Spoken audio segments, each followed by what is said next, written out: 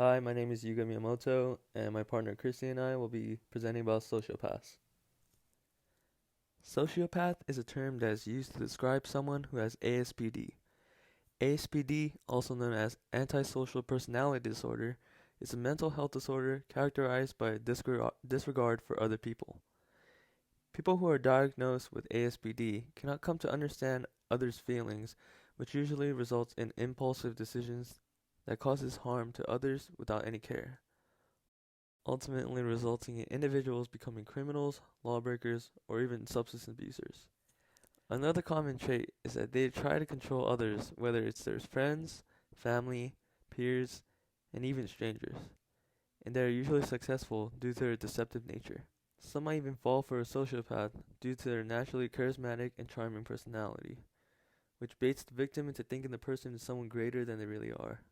And there are some examples of cases of where murder victims of sociopaths are usually seduced to a vulnerable status. Personality is a mixture of feelings, impulses, and actions that make someone special. It is the way people see, perceive, and relate to the outside world and how they see themselves.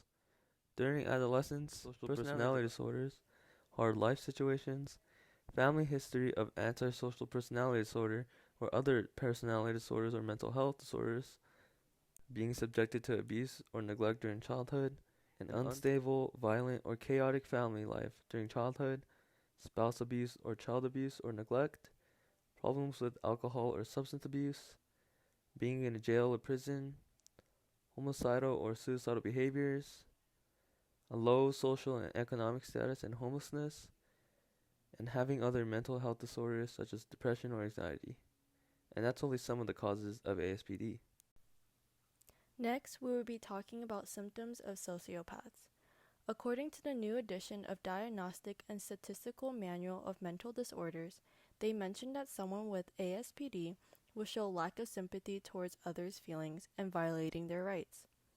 ASPD can be shown in someone as young as 15 years old if they show symptoms of a conduct disorder.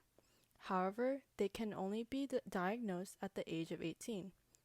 Some behaviors that may be shown would be consistently lying or being deceitful for their personal gain, breaking the law, stealing, and committing crimes, no long-term plans, often behaving without thinking of the future consequences, aggressive or aggravated behavior, getting into fights and harming others, being manipulative, not mindful of their own and others' safety, not persistent with personal or professional responsibilities, and lastly, lack of feeling guilty and remorse. Sociopaths versus psychopaths. Doctors don't officially diagnose people as sociopaths or psychopaths, but instead are under the term of ASPD, an antisocial personality disorder. Most experts believe that psychopaths and sociopaths share similar characteristics, where people have poor sense of what is right and wrong. Sociopaths and psychopaths are often mistakenly put into the same category.